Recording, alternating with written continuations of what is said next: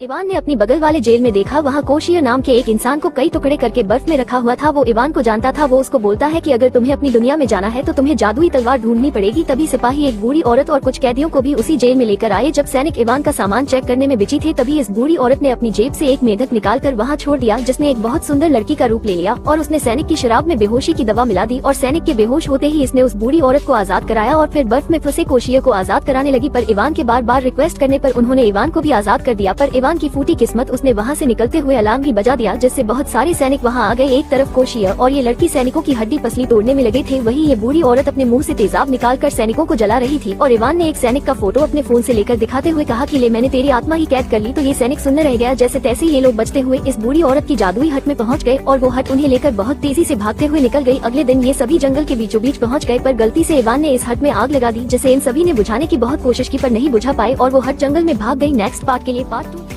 Brain अचानक से डरकर अपने बैग के नीचे छिप जाती है और एक अजीब सा क्रिएचर रूम में आ जाता है, पर वो ब्रेन को नहीं देख पाता और खिड़की से बाहर चला जाता है। ब्रेन चैन की सांस लेती है और जल्दी से उठकर खिड़की को बंद कर देती है और सभी दरवाजे बंद करती है। पर तभी सारी लाइट चलने और बंद होने लगती है। टीवी खुद ऑन हो जाता है। वो जल्दी से भागकर फोन करने को दौड़ती है, पर जब वो फोन कर रही थी तभी खिड़की बहुत तेज आवाज के साथ टूट जाती है और सारी चीजें खुद चलने लगती है। वो जल्दी से भागती है पर उसे वही क्रिएचर दिखता है। वो एक जगह आकर छिप जाती है पर वो क्रिएचर वही आ जाता है। वो उस पर हमला करके वहाँ से भागती है, पर क्रिएचर अपने पाँव से दरवाजा तोड़कर उसे मारता है, जिससे ब्रेन वहीं गिर जाती है और रेंगते हुए दूसरे रूम में चली जाती है। और वो क्रिएचर भी उसी रूम में आ जाता और ब्रेन को अपनी पावर से अपनी ओर खींचने लगता है। ब्रेन घिसकते हुए एक नुकीली कील उठा लेती है और जब वो क्रिएचर के पास पहुंचती है तभी वो कील उसके सिर में घुसा देती है, जिससे वो क्रिएचर वहीं मर जाता है। नेक्स्ट पार्ट के लिए पार्ट 2 लिखकर वीडियो लाइक करें और चैनल सब्सक्राइब करें।